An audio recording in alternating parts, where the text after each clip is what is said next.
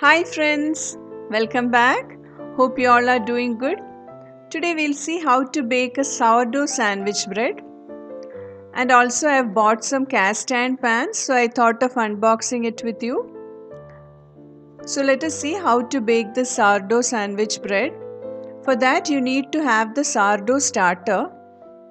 We have so many online tutorials to prepare the starter at home. Here I have taken 200 grams of levain.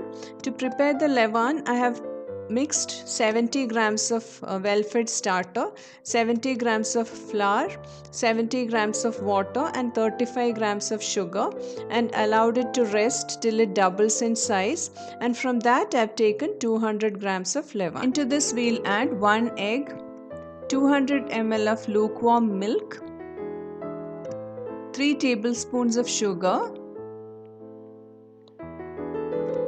1 teaspoon and a little more of salt. Mix it well. Add 100 grams of whole wheat flour and 300 grams of all-purpose flour. Mix it well. Let us mix the dough using our hands and knead it till it becomes soft and elastic. I am kneading using the kneading hooks today. Knead till the dough becomes soft and elastic. A few shots of the plants in my balcony.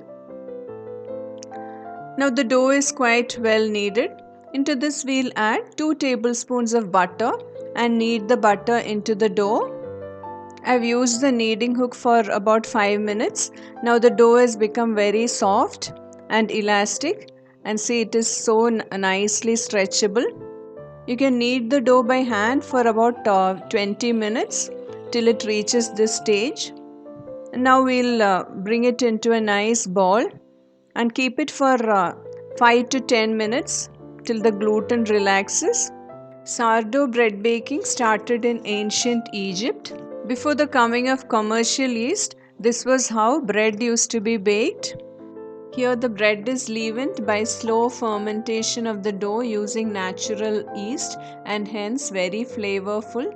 So now we'll take the dough onto a well floured surface and nicely pat it and shape it into a log. You can even use a rolling pin to shape the dough.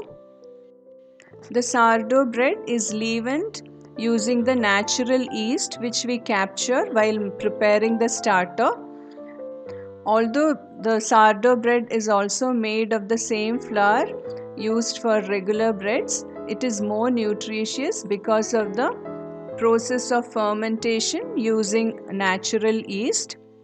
This reduces the phytate content of the bread. Phytates are anti-nutrients which inhibits the absorption of nutrients in our body.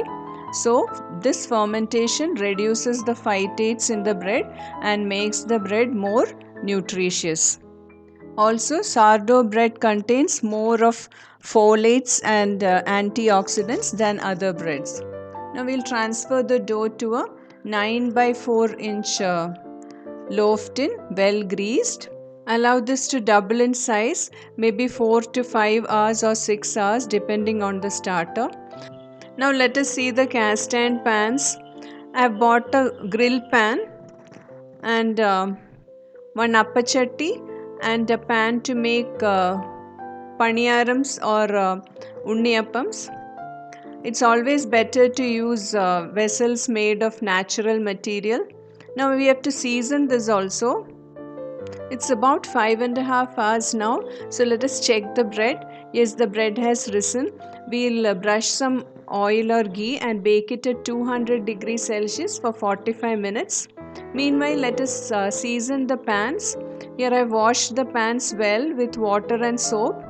Apply oil generously and heat it for 5 minutes on medium heat. Once the pan is heated, we'll switch off the flame and keep it for about 6 hours, and after that again we have to wash it and repeat the process.